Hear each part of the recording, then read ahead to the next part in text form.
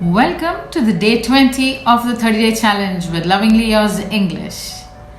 The session on day 19 ended with a note, a very thoughtful one, which said, we must always have something to say rather than say something.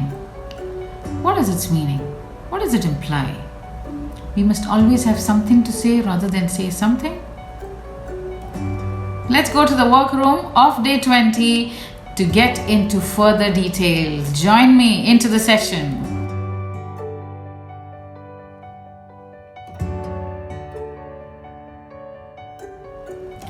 Before we get into the workroom, I would like all of you to look at this slide. The slide has got famous lines from famous songs, and some of these I had put in the description box of different sessions. I hope you must have heard these. Look at these sentences or the lines from beautiful songs. I'm top the world looking creation. Candle the wind. Falling love you. I am love. The river's Babylon. What a world fun everyone. So the lines were saying something, isn't it? They were saying something. We could make some sense from that. But what was missing there? Got it? You must have heard, so you must have guessed it, isn't it? Let's look at the slide which has got the proper lines. I'm on top of the world looking down on creation. Candle in the wind. Falling in love with you. I am in love by the rivers of Babylon. What a world of fun for everyone. Holy, holy day. It's a holy, holy day. So the sentences in the first slide or the second slide, which made more sense?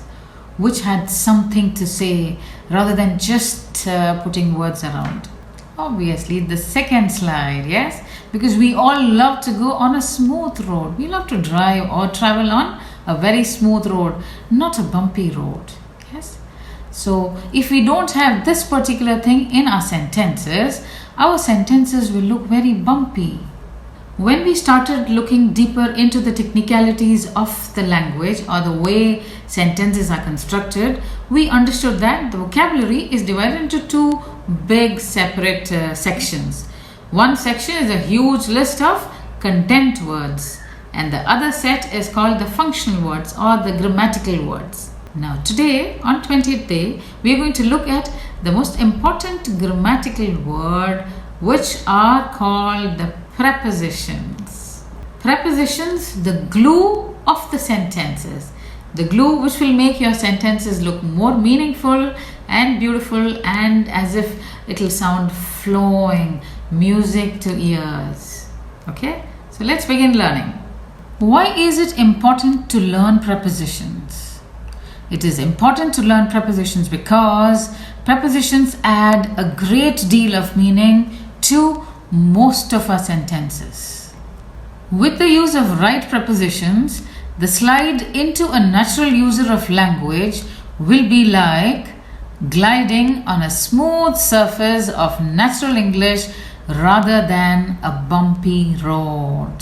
So that's more reasons for us to look into and study prepositions in detail. So what is a preposition? Let us find out together. So from the word itself we can see pre plus position. The word preposition can be divided into two parts. One, pre. Pre means pre means before. Position means the position of the particular word. Okay, the place where the word is going to sit. The word sits before something, right? Let us look into the next slide. Prepositions are the function words that connect or establish a beautiful and a meaningful relationship between nouns, verbs, adjectives. In the following examples below, the prepositions are in bold to show the relationship between a dog and a car. So from these sentences you'll understand what does the preposition do? What is its function? What is its role? Look at the sentences. The dog is on the car. The dog is in the car. The dog is under the car. The dog is behind the car. The dog is near the car. Look at how the prepositions, again in bold in the following sentences, narrate the story of the virus, its reason and its effect. The virus came from animals. People are affected by the virus. The virus is under research. The virus is behind the unrest across the world. The virus causes various symptoms of infections. The virus has resulted in lockdown. Prepositions are mostly short words, and I think maximum the most number of letters in the preposition might be 6 or so. Now, an English language has almost 100 to 150 prepositions in its kitty. The best part is there's no set pattern for its appearance in a sentence, for the position in a sentence. For the basic rule is it comes before a noun and after a verb. Okay, so that is the major point of distinction. You also have sentences where it ends with a preposition, so it changes. You will master the use of prepositions once you start reading as much as possible to get more into the fine qualities of using prepositions. Okay, so the preposition is positioned either before a noun when the noun is an object in a sentence, not the subject. Okay, so a sentence can be divided as subject and predicate. Subject is the doer of the action, okay, and the predicate is the rest of the part. Subject is always a noun or a pronoun. The verb and the other parts are called as a predicate.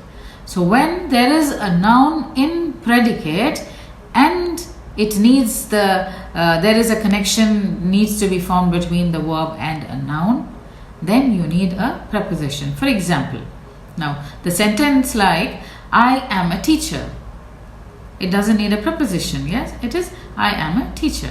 I is the subject and verb is am, and teacher again a noun, but it does not need any other subject. It is here as a complement, right? So let's look at another sentence.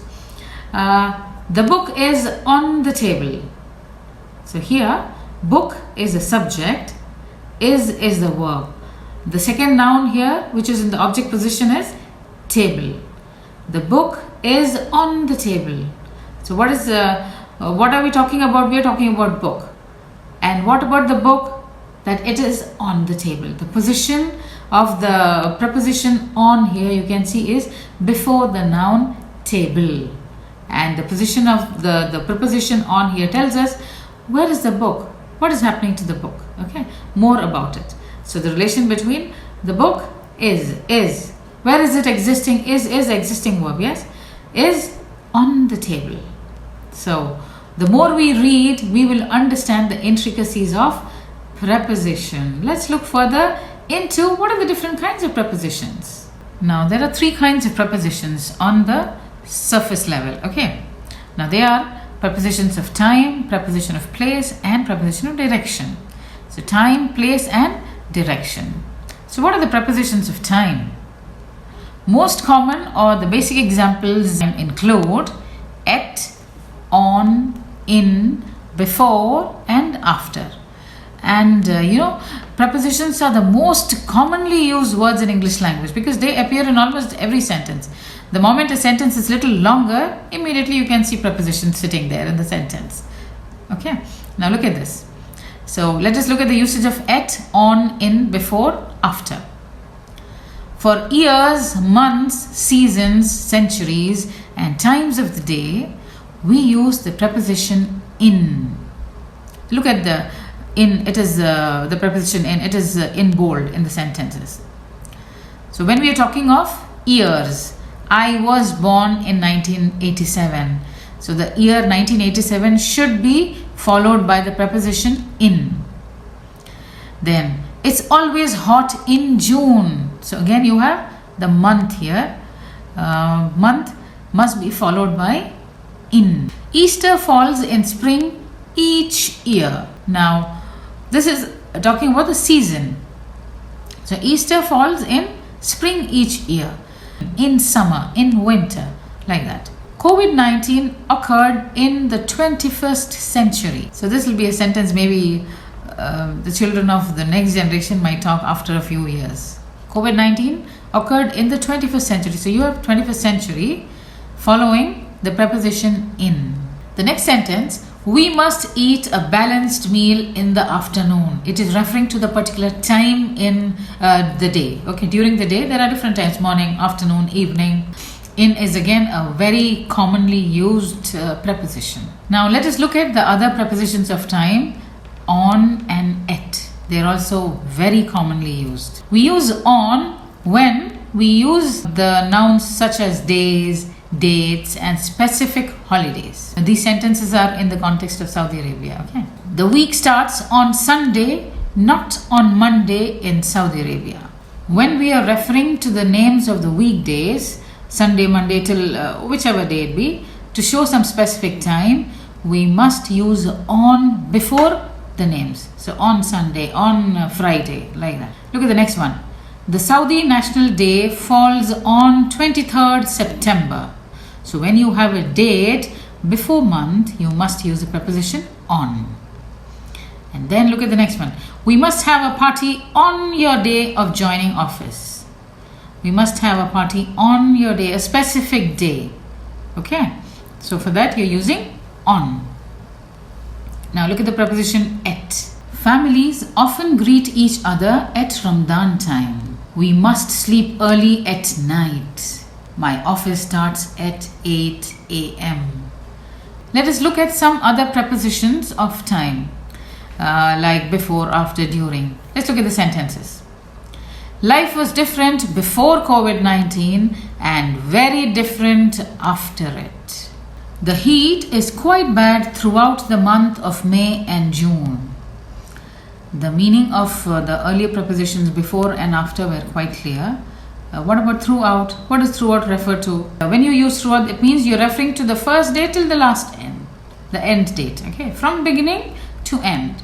Look at the next sentence to understand a little more. I learned how to play chess during the holidays. Now here, look at the difference between throughout and during. During also refers to a particular time period, but then it does not refer to every day. It just refers to some time during that particular time or in the course of that time. It was around 2 in the morning when we made it to bed. Now here preposition around tells you that we didn't go to bed at 2, but it was maybe before, a little before 2 or a little after 2. Okay, around 2. Not very late, neither too not very specific also. I love thinking about future. When you use about, when it is concerning something, when it is regarding something, about the subject, about COVID-19, like that. And then the flight service is open until mid-June during the lockdown. Here the preposition until means up to that time, until 1 o'clock, until midnight. So when you want to refer to the maximum limit of the time, you can use the preposition of time until. Now let us look at a different set of prepositions called the preposition of place. Again here the most common ones are on, in, at. On, when do we use on? When you're talking about something on a surface kind. I am standing on the floor. I am sitting on the chair. The bird is sitting on a branch. We are in the house during the lockdown. So here in specifies as a space which has got boundaries. Okay. Then she is staying in South Korea. Then at. Let us meet at the airport. I am standing at the door. So here at is used in the context of a specific point. Okay. So the same prepositions on, in, at, you also met them as prepositions of time, and now you're meeting them as prepositions of place. Let's move on and look at some of the other prepositions of place. Look at the first one. Put the notebook over there. I'm not asking him to put the notebook here or on this table or there. I'm asking him to put it over there. So something here, the surface doesn't matter, right? Like we say, the bridge is over the river. We climb over the wall. The remote is inside the drawer. To understand the difference between in and inside, just look at this example. Now, I have a power bank here and my hand. Now, the power bank is in my hand. Look at my hand here. In. Okay, it is in my hand. Now, when I say power bank is inside, I can't say it is inside my hand. It's not inside my hand. It is either on my hand or in my hand. Okay. Now let us look at how and when we'll say use inside. Now the power bank is inside this. You can't see it. Yes, it is locked. It is inside. Okay. So in, on, and inside. Inside means inside. You can't see it. You just have to open it to see. Check it. Let's look at the next one. Do not step outside the house. Outside is the opposite of inside. So something inside you can't see it, but when it comes outside we can see it. So do not step outside the house during this lockdown. The dustbin is kept under the table. Why does our society rank science subjects above arts? So this is a very common question which most of our kids have in their mind. Then the next one. There is a mole below the right eye. There is a mole or a mark below the right eye.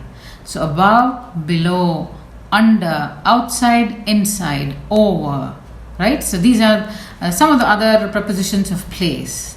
So let us move on and look at the prepositions of movement. We are moving on to the movement. And under this, to is the most commonly used preposition, and it is generally used to point at movement towards a specific place. She has gone on vacation to Japan. My mother went to bed as she was tired. I went to the park to meet my friend. I went to the college. Okay, very commonly used preposition to show movement towards a particular place. Then, let us go through the forest into the town. Let us go through the forest. You can understand the meaning from the context. Here you can't write let us go to the forest. To the forest means we are going to the forest. But we are not going to the forest here. We are going to the town, but we need to go through the forest, something through, like through the tunnel, an area which is covered completely, and you just pass through it. Then, my house is across the yellow street. Across, here also you get the meaning from the context. Across, you need to cross the street. Let us drive down the highway for a few minutes. Down, continue going down. Up the hill, down the hill, yes? You can understand from the movement.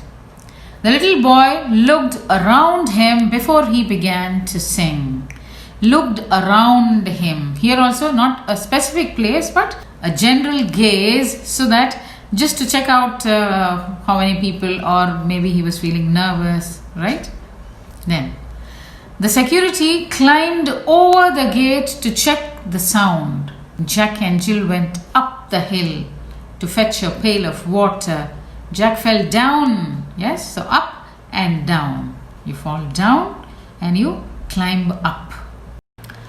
The next slide gives you a list of prepositions. The list is quite small, but they are the most commonly used prepositions. So please use them in your sentences so that you understand the difference in their meanings and become more comfortable with the usage.